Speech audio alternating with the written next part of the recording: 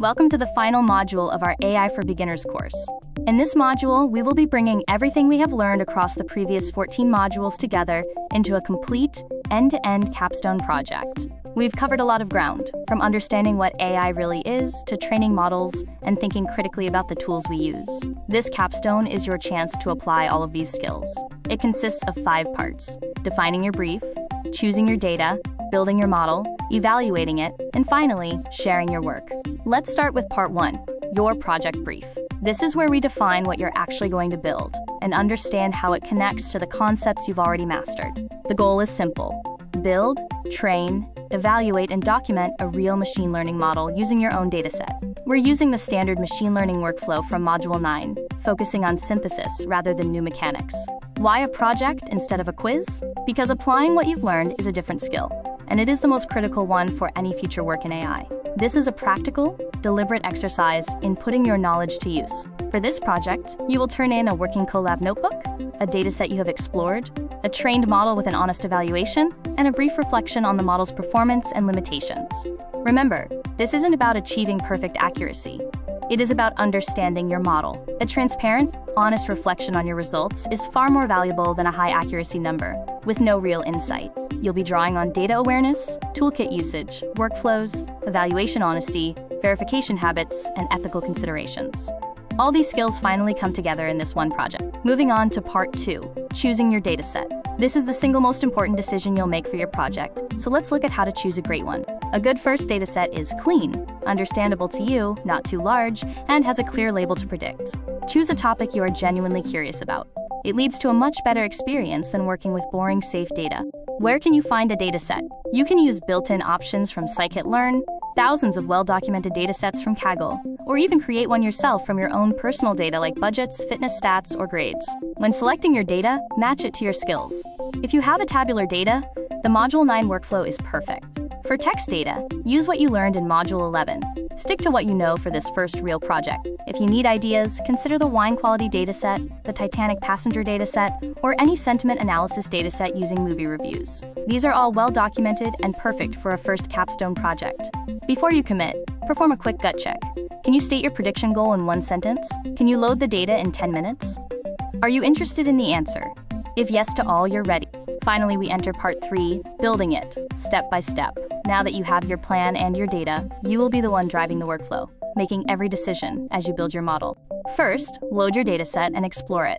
Check the shape, handle missing values, preview a few rows, and verify if your target labels are balanced. These are the same essential habits you practiced in Module 9. Next, prepare for training. Always separate your features from the target label and split your data before doing anything else. If working with text, remember the vectorizer trap. Only fit your vectorizer on the training set to keep your results honest. For choosing and training your model, keep it simple.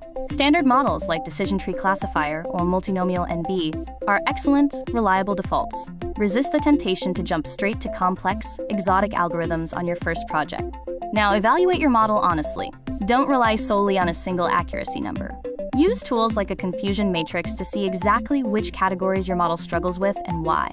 Finally, feed your trained model a completely new example. This is the moment your project stops being just an academic exercise and starts feeling like a real working tool that you built yourself. It is perfectly normal to encounter errors, from shape mismatches to suspicious results. Don't worry.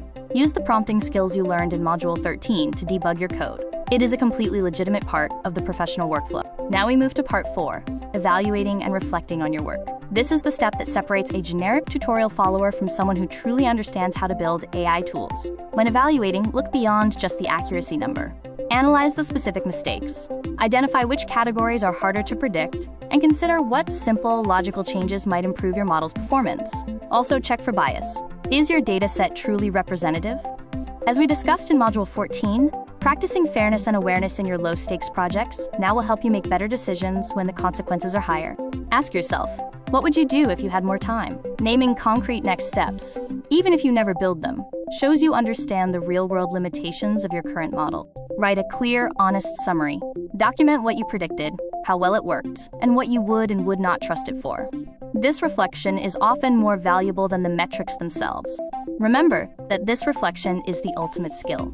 We started this course by learning that AI finds patterns but doesn't understand them. Now you have the practical skill to build a tool and explain its true nature. Finally, Part 5, sharing your work. A project that nobody sees might as well not exist. Here is how to present your work so others can learn from it. Clean up your notebook before you share it. Remove unnecessary outputs. Delete abandoned code, and ensure it runs perfectly from top to bottom. Add brief markdown explanations so others can follow your logic. Lastly, write a short README file. Include your project's goal, the dataset used, the achieved results, and your honest reflections on its limitations. This acts as a roadmap for your future readers. Now, where should you actually put your project? A public GitHub repository is the industry standard. It's portable and expected. If you're just starting out, sharing a collab notebook link directly is also a great, low-friction first step to get your work seen. Being able to talk about your project confidently is a key skill.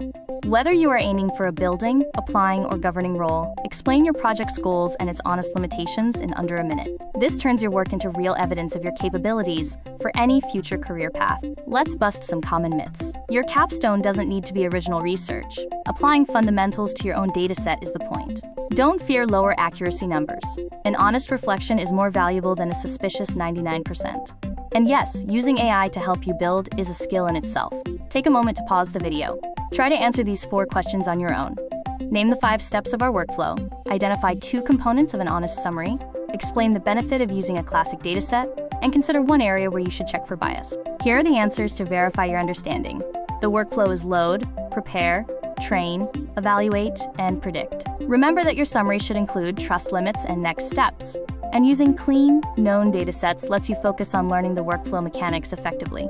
Review these key terms one last time to solidify your knowledge. From understanding the capstone project goal and baseline models, to the importance of README documents, honest summaries, reproducibility, and creating a strong portfolio piece, these concepts are your foundation moving forward. Let's recap.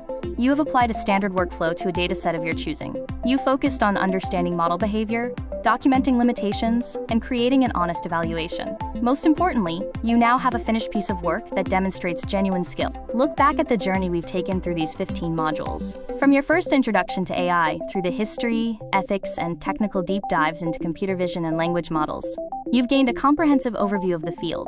Congratulations on completing the course. You haven't just learned about AI, you've built with it. You now have a real-world project to share, and the confidence to keep exploring. Go out there and show someone what you have built. Now it's time for test and get certified. Visit skillity.bithos.in, complete all the course materials, and attend the final assessment to get certified for this course. This will help in your career path, having a certified program. Visit skillity.bithos.in and check out the courses.